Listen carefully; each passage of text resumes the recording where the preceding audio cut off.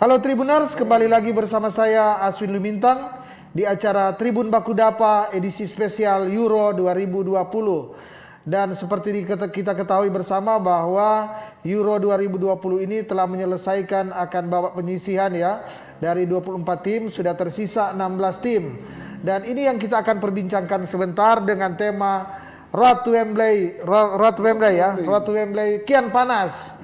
Ini tema dari kita ya, dari wartawan senior ini atau pemerhati bola Bung Kimi Mamahit, dan kita akan berbincang-bincang kurang lebih 30 menit ke depan terkait dengan bagaimana sih lika-liku ya, bagaimana kerikil-kerikil tajam dalam pertarungan akan 16 tim ini untuk mencapai final di Wembley ya, untuk final di Wembley.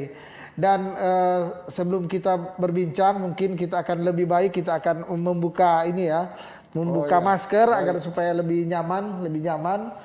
Dan saya mengingatkan kepada para Tribuners di rumah supaya kita tetap memperhatikan protokol kesehatan. Ya, kita ini berbincang dalam waktu yang lama, tapi jaraknya kurang lebih 1 meter bahkan lebih ya ini. Dan sekali lagi kita akan berbincang-bincang terkait bagaimana euforia atau pesta sepak bola benua biru ya, benua biru yang saat ini lagi digelar atau sementara berlangsung di 11 stadion kalau tidak sadar ya, 11 stadion. Dan yang menarik ya, yang menarik ini boleh dikata tidak ada yang kuda hitam ya, tidak ada yang ada debutan Austria, tapi hanya satu-satunya Austria yang muncul di 16 besar. Selain itu adalah tim-tim yang memang boleh dikata tim-tim yang sudah mapan, dan ada tim yang dikatakan DNA-nya DNA juara ya, DNA baik Piala Dunia maupun Euro. Dan saya akan berbincang-bincang dengan Bung Kimi. Bung Kimi, bagaimana Bung Kimi melihat ya akan Euro kali ini? Euro kali ini berlangsung di pandemi, era pandemi. Tapi yang menarik ya kalau kita bandingkan dengan Copa Amerika yang juga sementara berlangsung, di Euro ini pestanya tetap kelihatan. Ya, karena di setiap stadion tetap ada penonton, tapi tetap dengan protokol. Ya, dengan protokol kesehatan. Kemudian entertainmentnya kelihatan ya, tetap ada, dan gaungnya ya terkesan lebih wah, lebih wah. Bagaimana Bung Kimi, sebelum kita berbincang-bincang terkait 16 besar, bagaimana Bung Kimi melihat ya sewaktu di penyisihan grup, pertarungan di penyisihan grup sehingga menghasilkan 16 tim terbaik. Bagaimana Bung? Ya, terima kasih, selamat pagi Tribuners, selamat pagi Bung Aswin. Ya, euforia daripada Euro 2021 ini memang sangat terasa karena memang tertunda 1 tahun kan karena pandemi. Jadi kalau saya melihat bahwa event ini memang sudah ditunggu-tunggu oleh para penggemar olahraga sepak bola di Eropa sendiri. Bahkan seluruh dunia seluruh dunia. Jadi kalau kita melihat di masa pandemi ini memang awalnya bahkan bukan cuma ditunda. Beberapa negara di Eropa bahkan menghentikan sejenak kompetisi liga lokalnya. Tapi itu pun tidak berlangsung lama karena mereka menerapkan protokol kesehatan yang ketat dan akhirnya mereka tetap menjalankan pertandingan kompetisi di tiap negara itu meskipun tanpa penonton. Karena memang itulah yang jalan terbaik untuk menghindari virus itu terus berkembang di negara-negara. Bahkan untuk menghindari supaya ada pertandingan yang tunda atau bagaimana. Kita ketahui Euro ini sudah kualifikasinya sudah sejak 2 tahun yang lalu kan. Jadi bukan hanya 24 negara yang putaran final yang mengikuti, ada kualifikasinya. Menghasilkan 24 negara terbaik dan akhirnya terbagi dalam 6 grup. Grup A sampai grup F kemarin. Mengenai pertandingannya sendiri, ya bersyukur karena mungkin UEFA melihat pandemi mulai dapat dikontrol atau bagaimana, mereka mengizinkan ada penonton. Di sejauh kita lihat meskipun tidak lagi sesuai kapasitas, tapi mungkin yang hadir hanya 30% dari kapasitas stadion. Dan itu pun penonton yang masuk harus di swab untuk memenuhi syarat masuk ke dalam stadion. Mengenai road to Wembley ini yang ramai juga karena. Tapi sebelum kita ke road to Wembley ya, kita boleh kilas balik ke belakang ya, bahwa di penyisian juga ada pertandingan-pertandingan yang layak disebut mirip ini ya, final dini. Misalnya kemarin terjadi Prancis dengan juara dunia ya, Prancis dengan Portugal. Portugal yang terjadi kemarin ya, draw. Kemudian ada Jerman dengan Portugal. Portugal dan Prancis 4-2 ya. Jadi ada beberapa pertandingan di bawah penyisian kemarin yang menarik. Bagaimana Bung Kimi melihat ya pertandingan-pertandingan di bawah penyisian ini sehingga terlihat bahwa permainan di benua biru memang sudah merata antara semua negara. Bagaimana? Memang kalau kita UEFA atau Federasi Sepak Bola Eropa itu menentukan tim-tim yang masuk di grup A, B, C, D, E, F itu berdasarkan pot undian lebih dulu. Jadi ada yang mereka tempatkan sebagai unggulan 1, ada yang mereka tempatkan sebagai unggulan 2, ada unggulan 3 dan unggulan 4. Jadi kalau kita melihat di grup F ini memang kan disebut grup neraka kemarin. Karena ada Jerman sebagai juara dunia 4 kali dan juara Eropa 3 kali, ada Portugal yang juara bertahan Piala Eropa sekarang, ada Prancis yang jadi juara dunia 2018 dan ada Hungaria.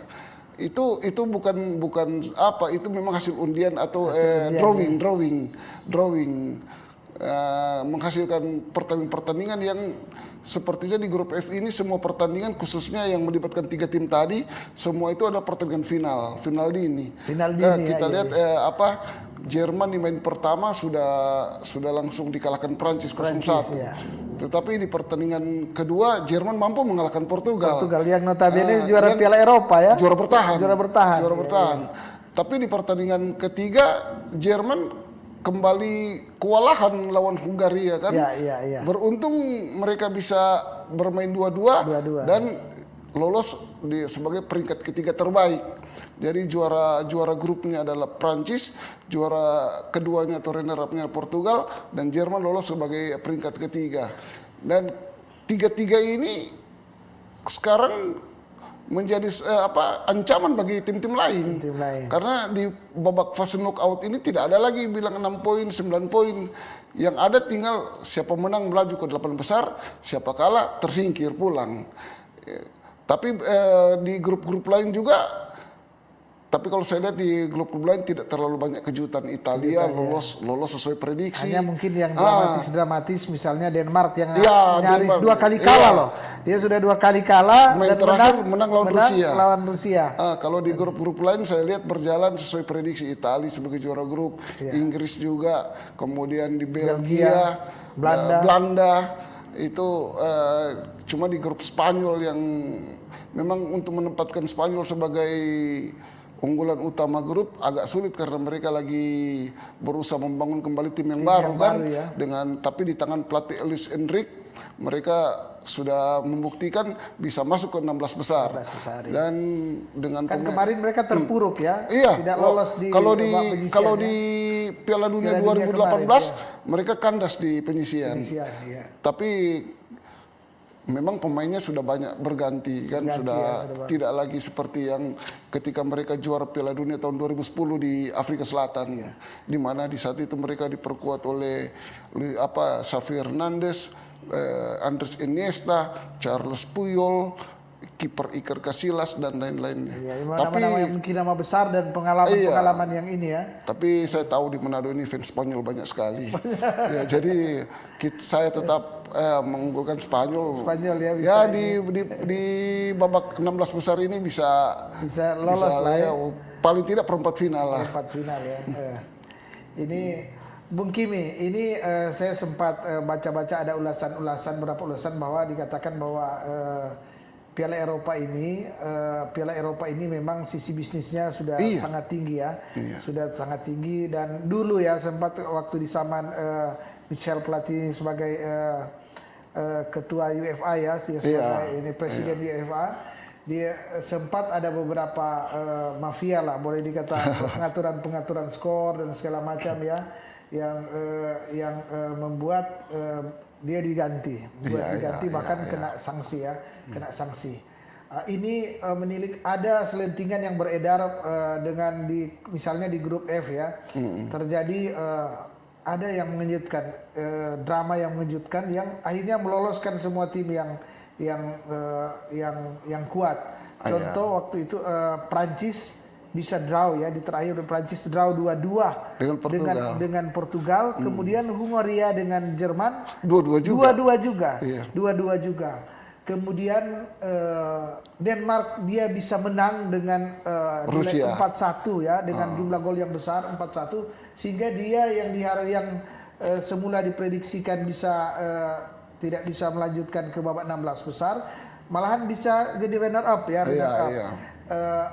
Nah, dari beberapa tulisan yang sempat saya baca tadi mengatakan bahwa ada kemungkinan pengaturan skor atau bagaimana. Tujuannya adalah karena ini berbicara sponsor. Ada beberapa sponsor yang akan mengancam menarik diri dari sponsor apabila yang lolos itu tim-tim yang secara entertain tidak bisa menjual. Bagaimana Bung Kimi melihat hal ini ya? Kalau saya sih melihat hasil pertandingan di lapangan itu sebagai kerja keras pemain. Kalau saya melihat pertandingan antara Jerman lawan Hungaria, saya pun kaget karena Hungaria cetak 2 kali memimpin. Ya, babak pertama saya lihat, waduh sudah ketinggalan Jerman. Tapi namanya tim bermental juara, mereka bisa menyamakan kedudukan. Bahkan di babak kedua Jerman membalas gol itu ya di 10 menit terakhir lah itu. Tapi kalau saya lihat, artinya kelihatan tidak ada drama ya. Saya lihat memang hasil kerja keras pemain. Karena satu hal Bung Aswin, ini pelatih Jerman Joachim Löw akan pensiun selesai kejuaraan ini. Dia akan diganti dengan Hansi Flick, pelatih yang mengangkat Bayern Munchen juara Liga Champions tahun lalu. Tapi ini Hansi Flick ini adalah asistennya Joachim Löw di waktu Jerman juara dunia 2014. Jadi kalau menurut saya Joachim Löw ini tidak ingin meninggalkan Jerman dalam keadaan terpuruk begitu. Karena apa artinya dia mempersembahkan Piala Dunia 2014 tapi kemudian dia tinggalkan Jerman dalam keadaan seperti yang kita katakan tadi, tidak enak untuk dikenang. Makanya saya pikir dia memang habis-habisan. Cuman seperti saya ketika Jerman lawan Portugal itu, memang dari dulu kita tahu bahwa Jerman itu tim yang mengandalkan kekuatan kecepatan, dan seperti saya katakan sebelumnya, Dewi Fortuna banyak menaungi Jerman. Keberuntungan sering maksudnya ketika lawan Portugal kan Portugal Ronaldo udah cetak gol lebih dulu. Jerman balik unggul 2-1 dengan 2 gol bunuh dirinya Portugal. Itu betul-betul keberuntungan karena bukan sesuatu yang terjadi karena bagaimana, itu memang keberuntungan. Dan akhirnya Jerman menang 4-2. Jadi saya pikir untuk hal-hal seperti tadi, saya masih lebih melihat bahwa hasil-hasil yang terjadi itu betul-betul hasil kerja keras pemain di lapangan. Ada strategi antara pelatih. Karena Prancis memang dari awal sudah banyak dijagokan pasti lolos dari grup ini. Karena mereka masih segar dengan pemain-pemain muda dan datang ke Euro 2021 ini dengan reputasi sebagai juara Piala Dunia. Kalau melihat klasemen, memang Hungaria sulit menyaingi 3 tim ini. Jadi kalau menurut saya apa yang dihasilkan ini betul-betul karena hasil prestasi di atas lapangan. Kerjasama tim, artinya memang murni ya di lapangan, tidak ada seperti yang disebutkan tadi ada dugaan-dugaan yang ini ya, pengaturan skor segala macam ya. Di grup-grup lain juga memang ada kejutan kan. Belanda juga hampir ya, tapi Belanda dengan pemain-pemain mudanya ini hanya menang tipis-tipis. Iya, iya, iya. Jadi itu Apalagi juga bukan, Inggris ya. apalagi Inggris. Inggris sempat tertahan Skotlandia kan. Iya, iya. Saya pikir mereka akan finish sebagai runner up. Kalau mereka finish sebagai runner up, akan mengacaukan prediksi-prediksi. Kalau mereka sebagai juara grup, akan sesuai itu. Cuman setelah dilihat dari hasil peringkat ketiga terbaik, menempatkan Jerman di peringkat ketiga di grup F, maka Inggris sebagai juara grup kalau saya tidak salah grup D mungkin dia akan menghadapi Jerman yang ya, peringkat ketiga di grup F itu. Ya itu. Bagaimana Bung Kimi melihat ya perjalanan berdasarkan kita sudah mengulas tadi ya bagaimana kilas balik pertandingan-pertandingan di babak penyisian. Iya. Sekarang kita akan masuki babak 16 besar, kemudian terus ke perempat final ya, final dan Ratu Wembley ya. Iya. Itu tema perbincangan kita. Bagaimana Bung Kimi melihat peta kekuatan ini ya, pertandingan terkait dengan yang lolos ini, bagaimana? Kalau saya melihat ini kan kekuatan terbagi dua. Ya. Terbagi dua. Jadi kalau Belanda akan berhadapan dengan Ceko. Ya sekalipun Ceko juga kuat, tetapi saya melihat masih 5-5-4-5 lah peluangnya. Iya, Belanda ya. Kemudian ini melihat dari materi pemain dan ini ya. Kemudian di pertandingan di sebelahnya ada Swedia lawan Denmark. Kebangkitan Denmark mungkin Swedia kan kuat juga Swedia ini. Swedia kuat. Swedia ini kerjasama timnya bagus ya. Tidak ada pemain bintang yang menonjol, tapi ini negaranya Zlatan Ibrahimovic. Iya. Kalau saya lihat Swedia kuat, tapi Denmark juga dengan kebangkitannya, saya pikir kalau saya melihat 5-5-4-5 buat Denmark lah. Denmark. Ya, kalau juga sudah pernah juara kan? Iya, karena juara. Tapi di Swedia ini ada strikernya yang lagi produktif gol.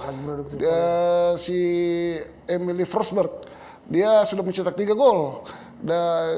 Dia juga kalau dalam persaingan top skor ada peringkat kedua kan, jadi bisa jadi ancaman untuk Denmark. Ini pemenang antara Swedia dengan Denmark akan bertemu dengan pemenang Belanda Ceko di perempat final. Di perempat final. Ya, kemudian pemenang Belanda Ceko ya. Itu ketemu di perempat final mereka. Pemenang Belanda Ceko lawan pemenang Swedia Denmark. Ya. Kalau di grup di bawah ada Jerman lawan Inggris. Kemudian yang satunya lagi apa itu? Kalau jadi kan untuk perempat final itu kalau misalnya Inggris lawan Jerman, susah kan kita mau sebut siapa yang menang kan? Memang susah karena banyak fansnya masing-masing kan. Tapi kalau misalnya mereka melaju sampai ke perempat final, katakanlah Belanda lolos semifinal, bisa ketemu pemenang. Tapi kalau melihat sejarah perjalanan ya antara berapa kali tanding ya antara Jerman dan Inggris kalau tidak salah hanya menang di tahun 1966. Iya, hanya dua kali. Tahun pertama tahun 1966, kemudian satu kali lagi. Setelah itu terus kalah. Penyisian Euro 2000 itu Inggris menang 1-0 lawan Jerman. Tapi di 4 pertandingan lainnya kalah semua. Ya. Termasuk final Piala Dunia di waktu itu Inggris menang lawan Jerman 4-2. Tahun 66 kan? 66 ya itu. Kemudian di tahun 1990 semifinal Piala Dunia 90 Jerman menang adu penalti lawan Inggris. Ya. Dan di final Euro tahun 96 itu Jerman juga mengalahkan Inggris di final. Ya. Bahkan di Wembley sama. Ya. Jadi kalau saya melihat 4-2. Jadi pertemuan ke-7 ini adalah pertemuan yang memang pertemuan yang ditunggu-tunggu. Hanya saja di pertemuan terakhir ada kontroversi kan. Waktu itu di Piala Dunia 2010 sebenarnya memang Jerman lagi unggul 2-1. Tapi Frank Lampard mencetak gol yang bisa membuat 2-2. Hanya saja gol dari Frank Lampard itu tidak disahkan wasit. padahal membentur mister dan iya. sudah melewati garis gawang.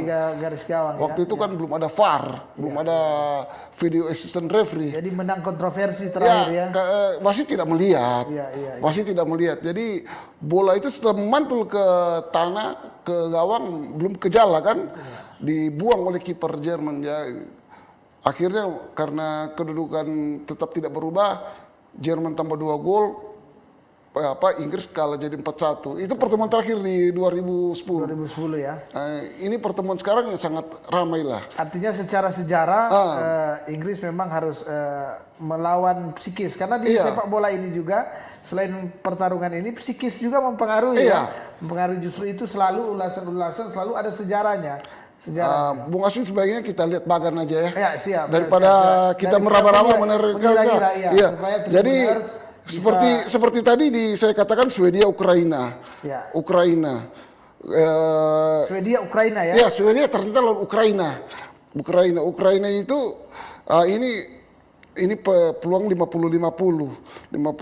Sama-sama berpeluang. Iya, sama-sama berpeluang. Berarti petarung sulit mendebak ini ya. Sulit mendebak karena Swedia juga langganan semifinalis Piala Dunia, Piala Eropa. Pemenang dari Swedia Ukraina akan bertemu Inggris Jerman.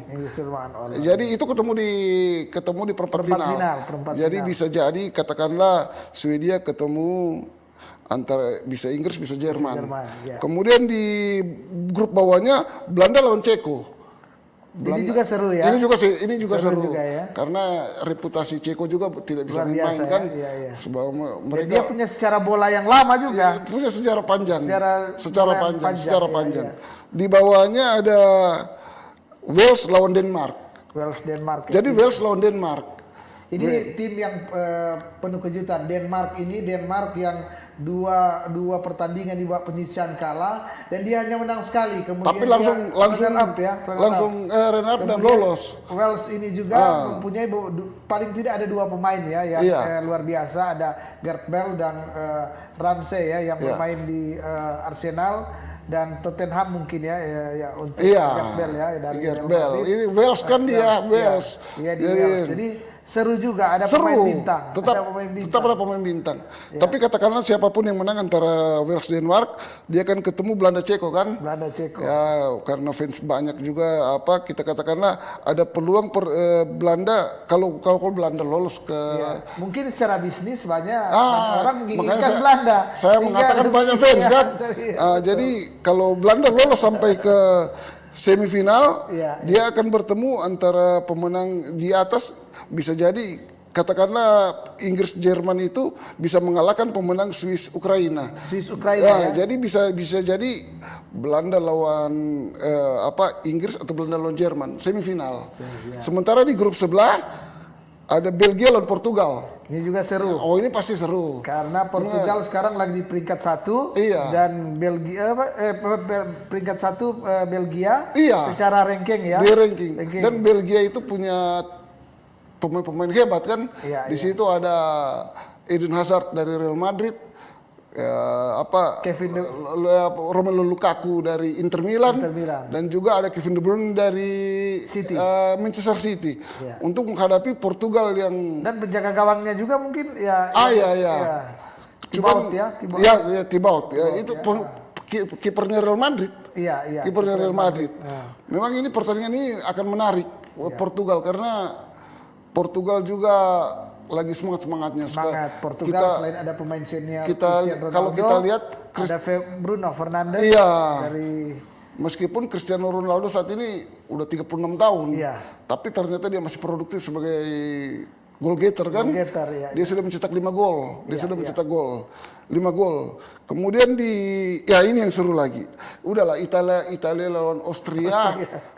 Udah 60-40 lah Italia 60-40. Tapi jangan lupa Tribuners, Austria ini dengan masuk di babak 16 besar saja udah jadi tim kuat.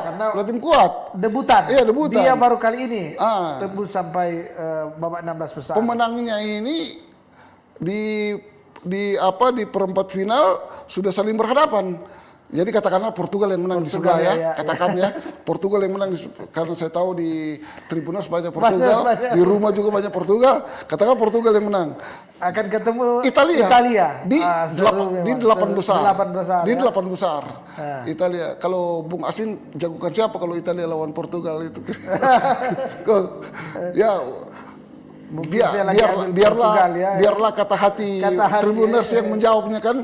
Karena gini, tim-tim kayak di Asuri ini kan ada pendukung tradisional ya. Karena Italia itu tim yang spesialis turnamen. Mirip Jerman. Mereka ada pendukung fanatik yang sudah lama, yang luar biasa. Dia juga udah 4 kali juara dunia kan, dan juara Eropa. Kemudian kalau di bawahnya Prancis katakan akan menang lawan Swiss kan. Ya udahlah. Tapi kita tidak perlu terlalu takabur, 60-40 aja lah. Karena ini sudah 16 besar. Swiss lolos aja udah hebat berarti kan. Biasa, betul. Di bawahnya ada Kroasia lawan Spanyol.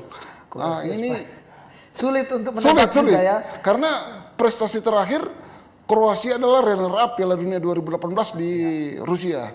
Juara 2. Sementara Spanyol gagal di penyisian. Tapi dengan Spanyol bisa melangkah ke 16 besar ini di tangan pelatih Luis Enrique, mungkin mereka sedang berusaha membangun itu untuk tim ini ya. Hanya ujian yang keras ini kalau lawan Kroasia ini kan. Tapi Spanyol tetap memiliki pemain-pemain yang Sergio Busquets, Koke, kemudian ada Barella, mereka semua itu pemain Morata. Itu pemain-pemain sebenarnya sudah punya jam terbang yang tinggi ya. Tapi memang akan seru karena Kroasia dengan ciri khas Eropa Timur ya, kecepatan mereka yang ini itu pasti seru. Pasti seru. Meskipun kita sulit mengatakan siapa yang menang, tapi pertandingan ini sudah pasti menjanjikan pertandingan seru. Jadi pemenang antara Kroasia Spanyol akan ketemu Prancis ya. Kalau Prancis lewati Swiss ya. Itu ketemu di perempat final. Itu pertandingan di perempat final. Kemudian kalau katakanlah Prancis masuk semifinal, ini prediksi ya. Katakanlah Prancis masuk semifinal, dia akan ketemu dengan Portugal atau Italia di semifinal. Sementara di semifinal lain kan bisa, kalau prediksi berjalan sesuai perkiraan semua, Belanda bisa ketemu Inggris Jerman ya. Nah ini kita cukup sampai semifinal lah, menerka ini. Final jangan dulu ya. Jangan dulu. Nanti banyak yang baper di rumah, banyak yang baper. Nanti yang pemerhati ini sebentar dapat serangan gitu. Dapat serangan. Kita kan tidak ingin itu. Kita ingin mereka tertawa juga di rumah sambil menonton ini kan.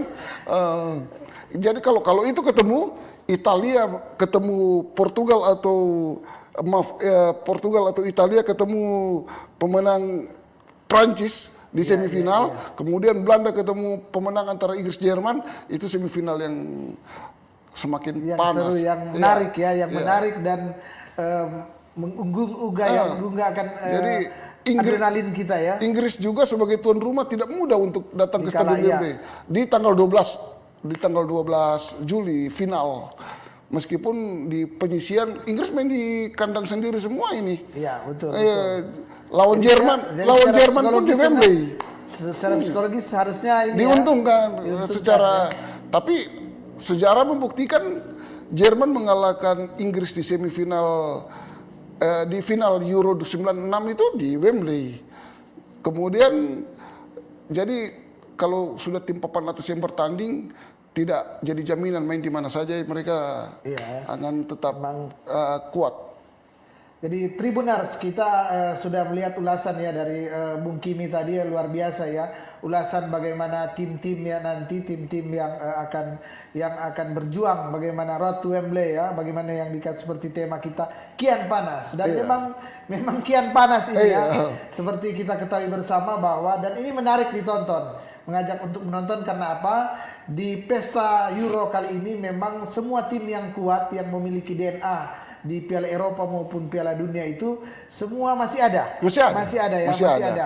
Masih ada. Kita akan melihat bagaimana Italia dengan Catenaccio yang sudah dimodifikasi atau pertahanan Grendel yang sudah dimodifikasi dengan kekinian.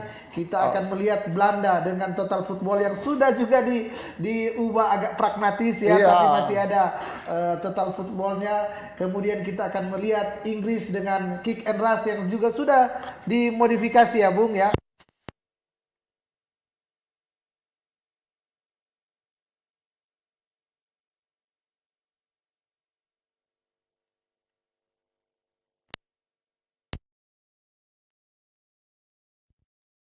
Dengan cepat dan mengandalkan fisik juga ya. Mengandalkan fisik. Apakah Italia bisa mengatasi Portugal? Ya, ini rame. Yang dikatakan Brasil di Eropa ya. Selekau Eropa. Jadi seniman-seniman bola ini kita akan lihat bintang-bintang dunia juga. Bintang-bintang dunia masih semua. Ada Cristiano Ronaldo, ada Kylian Mbappe ya, ada apa. Bung Kimi, yang menarik juga siapa kira-kira yang akan menjadi menjadi pencetak gol terbanyak di jadi, saat ini. Sekarang Cristiano Ronaldo lari sendiri di 5 gol ya. Dan berpeluang nambah karena masih ada kan, masih main. Iya. Di usia ke-36 tahun ini sudah luar prestasi biasa, luar biasa. Striker, ternyata dia mampu menjaga kondisi fisiknya.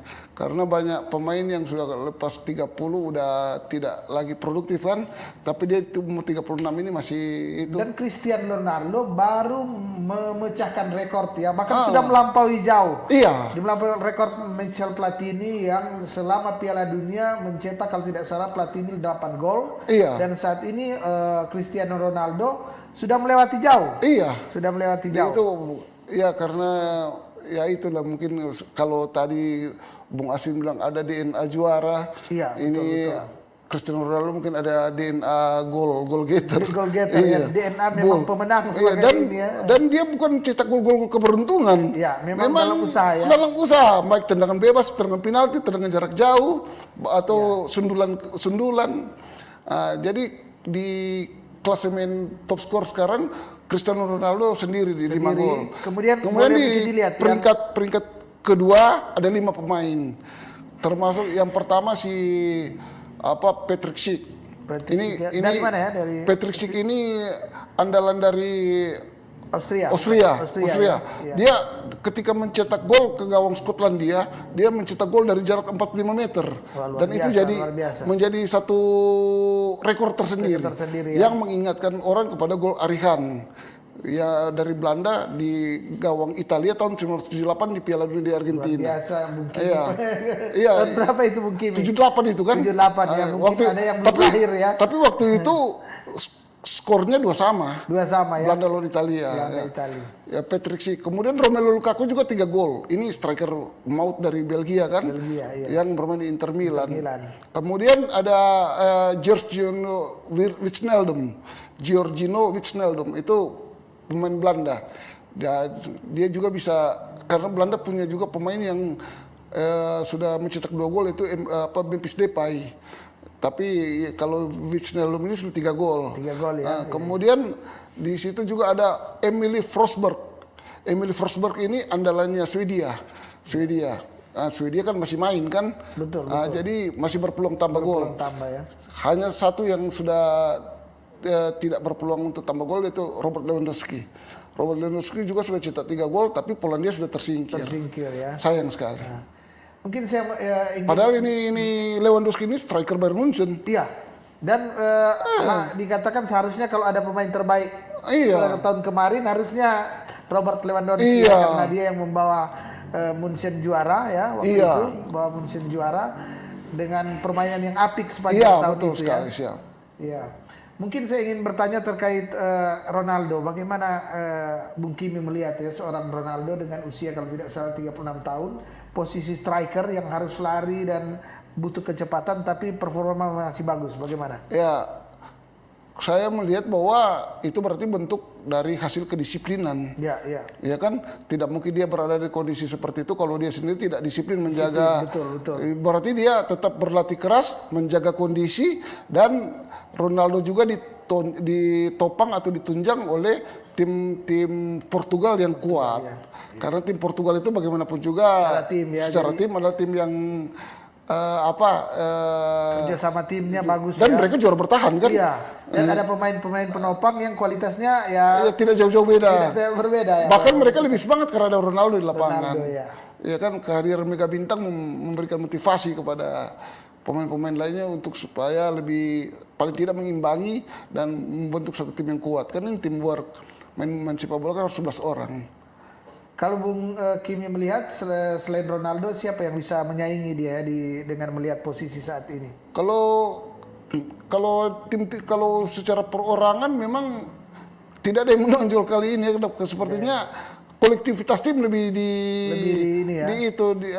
kalau saya sempat berpikir kemarin bahwa Kylian Mbappe akan harusnya star ya tapi nyatanya Kylian Mbappe belum masuk di pencetak gol ini ya. Jadi dalam hal ini seperti yang kita bahas sebelumnya, pragmatis, siapapun yang cetak gol dia yang penting kemenangan tim. Tapi saya juga melihat Kylian Mbappe mungkin agak bagaimana karena Prancis juga sekarang ada Karim Benzema. Yang Karim Benzema ini sudah 2 gol kan dia. Iya. Jadi dan lebih senior. Lebih senior. Beda dengan waktu Mbappe di Piala Dunia kan. Iya, sendiri ya. Sendirian atau apa. Wah, ada peluang dia bagi dia sikat kalau ada peluang. Tapi kalau dia lihat ada senior mungkin dia mesti mengumpan atau bagaimana. Tapi untuk sementara mereka adalah calon-calon bintang di masa depannya. Iya. Ya kan masih muda. Betul. Pemirsa Tribuners, masih banyak lagi ya kalau kita mau berbincang-bincang terkait dengan sepak bola Euro ini, tentu tidak akan ada habis-habisnya ya. Kita akan membedah dari berbagai segi, kita akan membedah terkait tim-tim yang mapan ini ya, tim-tim yang kata yang Bung Kimi mengatakan tim raja turnamen ya, Jerman dan Italia ya. Kemudian tim-tim dengan tradisi bola yang kuat ya. Kita tahu bersama bahwa misalnya Inggris yang memang dikatakan bahwa negerinya sepak bola ya.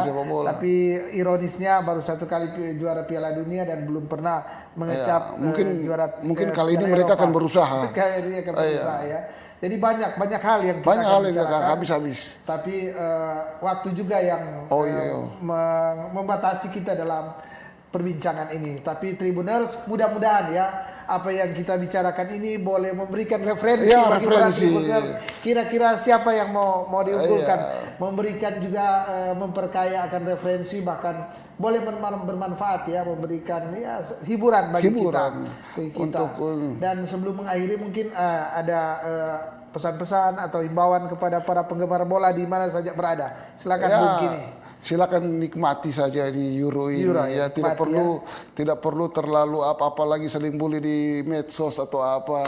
Ya kan kita lihat kalau memang binalah jiwa sportivitas tim yang lebih baik pasti yang akan menang. Karena kalau tidak perlu dibilang wah itu keberuntungan atau apa. Kita akui saja kalau menang, kalah atau apa, sambil berharap pertandingan di kesempatan lain bisa next time better lah gitu. Termasuk yang di rumah-rumah kopi ini di rumah-rumah kopi. Tapi jangan lupa Bung Kimi ini belum menebak siapa yang juara ya, karena katanya nanti dibully nantilah itu.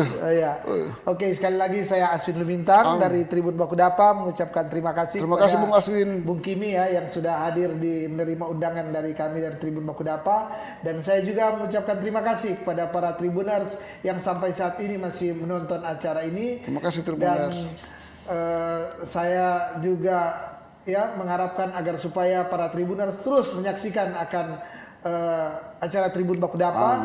Jadi kita boleh ketemu lagi pada perbincangan sebentar ya. Ada perbincangan sebentar bahkan esok hari. Mata lokal menjangkau Indonesia. Selamat siang.